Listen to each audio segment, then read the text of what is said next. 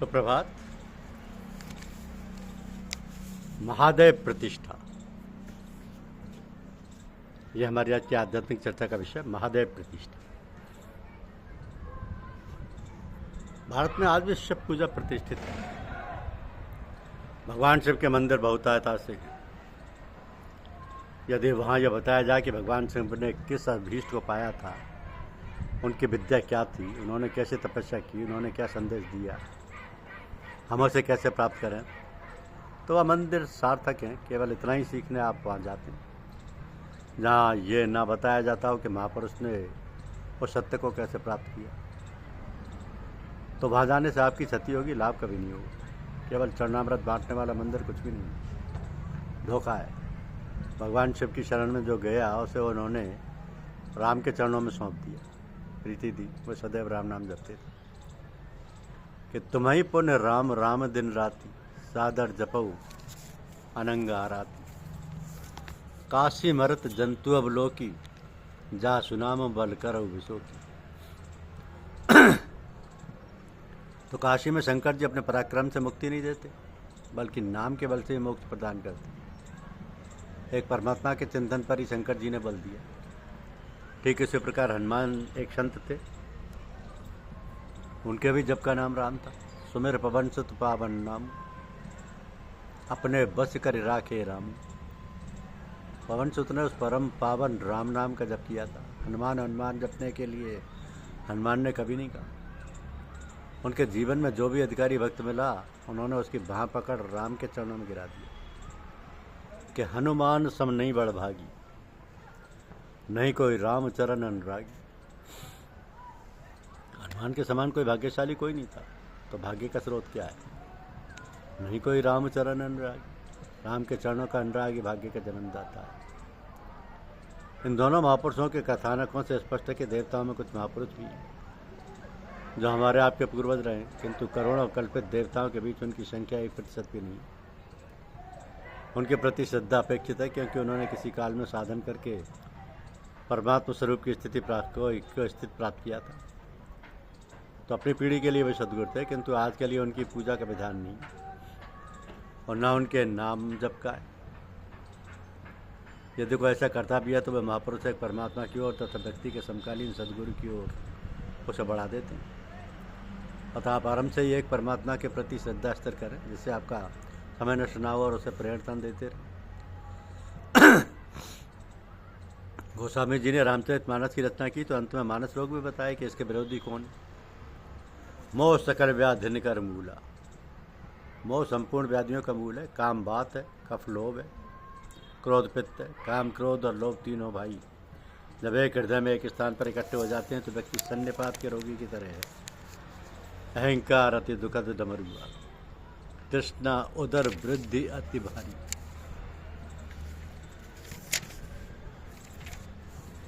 तो इस प्रकार 15-25 रोगों का चित्रण किया। अंत में बताया मानस रोग का चुकने गाय है तो सबके पास, लेकिन कोई बिरला ही ने पहचान पाया। तो भला इन रोगों से मुक्ति किस तरह से मिलेगी? इस पर कहते हैं कि सद्गुरु वेद वचन विश्वासा, संयम ये न विषय के आशा। रघुपति भगत संजीवन पूरी, रघुपति भगत संजीवन मूरी। अनुपान श्रद्धामति पूरी। ऐविद भले ही सुराग न साही, ऐविद भले ही सुरोग न साही। नाई तो जतन कोट कहीं नहीं जाए।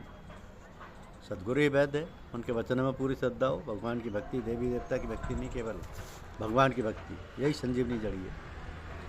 तो अनुपान के लिए सदगुरु में पूरी श्रद्धा हो, इस विधि से भले ही रोग नष्ट हो जाए। अन्यथा करोड़ों यत्न करें तब भी नहीं जाएगा। जिस यत्न से रोग दूर होगा ही नहीं, उसे आप करते क्यों हैं? हम प्रभु की भक्ति क्यों नहीं करते जिससे मानस रोग नष्ट होते हैं? तो हमारा इष्ट कौन है? इष्ट उसे कहते हैं जो हमें अनिष्टों से बचा ले। अनिष्ट कहते हैं क्षति को, नुकसान को। दैनिक जीवन में छोटे बड़े नुकसान तो होते ही रहते हैं। किसी के सिर में दर्द है, किसी सर्विस में बाधा गई, कहीं गाड़ी लड़ गई, इत्यादि परेशानी आती रहती है। इस प्रकार लाखों प्रकार की कामना मनुष्य के अंदर भरी रहती है। तो जो इन तमाम अनिष्टों से बचा ले, कामनाओं की पूर्ति कर दे, उसका नाम है इष्ट। सबको सुरक्षित हो जाने और समृद्ध जीवन प्राप्त हो जाने पर भी शरीर तो क्षणभंगुर है। आज है तो कल के लिए कोई गारंटी नहीं दे सकते, ये नश्वर है।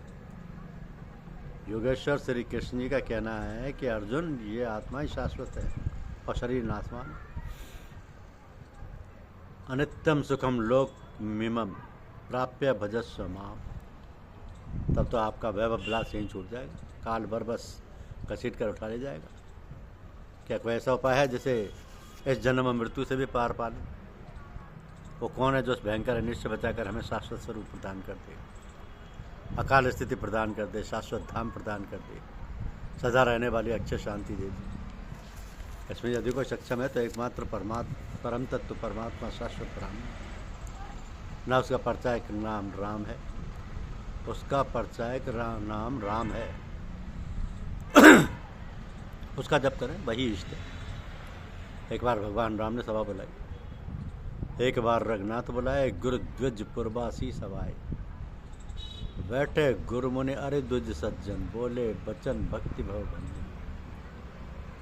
गुरु मुनि द्विज सज्जन सभी बैठे थे, सभी भक्तों के जन्म मरण का दुख दूर करने वाले राम बोले कि बड़े भाग मानुष तन पावा, सर दुर्लभ सब ग्रंथ ही गाओ। साधन धाम मोक्ष कर द्वारा, पाई न जय पर लोक समारा।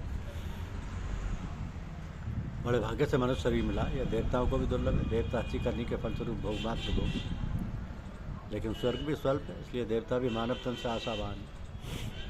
ये शरीर साधन का धाम है, मुक्ति का दरवाजा है। इसको पाकर जिसने अपना लोक परलोक नहीं सुधारा, वो जन्मांतरों में दुख पाता, सर पीट पीट कर पछताता है। काल कर्म ईश्वर को व्यर्थ ही दोष देता है। वस्तुतः यदि मनुष्य शरीर उपलब्ध है और वह परलोक संवारने के लिए उद्योग नहीं करता, तो न काल का दोष है, न कर्म का दोष है, न ईश्वर का, सब दोष उसी का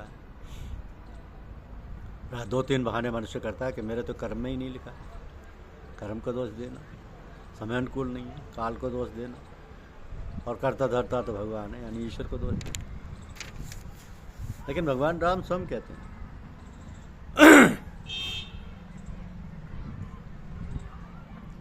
कि यदि मानव तन उपलब्ध है तो उनमें से किसी का भी दोष नहीं, दोष अपना है। नत्र कहते हैं कि नर तन भव बारिद कहूँ बेरो, सन्मुख मरत अनुग्रह मेरो। करण धार सदगुरु दृढ़ नावा, दुर्लभ साध सुलभ कर पावा। जो न तरे भवसागर, नर समाज हस पाए। सोकृत निंदक मंद मत, आत्मा हनिगत जाए।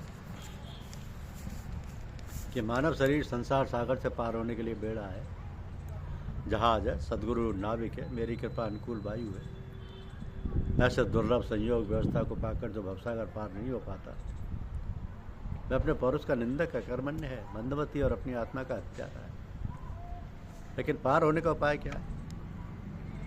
तो कहते हैं कि जो परलोक यह सुख चाहे, सुने मम वचन हृदय दृढ़ ग्रह। सुलभ सुखद मार्ग यह भाई, भगत मोर पुराण से तिगाई।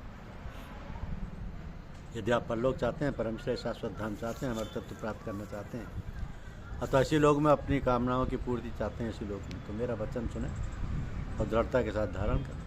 मतलब वो क्या है? सिर्फ एक ही रास्ता है दोनों के लिए कि भगत मोर, मेरी भक्ति करो। शेष नाग की नहीं, किसी देवता की नहीं, मेरी भक्ति करो। ये श्रुतियों ने गाया। अतः इष्ट कौन है? एक परम तत्व परमात्मा, उसके सिवा अनिष्टों से बचाने वाला कोई है ही नहीं। हमारी दरिद्रता का कारण ये है कि हम उस प्रभु को नहीं मानते। राम का नाम लेते ही सब समझ जाते हैं कौन राम। अरे राम ब्रह्म व्यापक अविनाशी, जो व्यापक है, चिन्मय है, कण कण में है, अविनाशी है, उसी का दूसरा नाम राम। धन्यवाद। यूट्यूब चैनल को लाइक और सब्सक्राइब अवश्य कीजिए। शुक्रिया।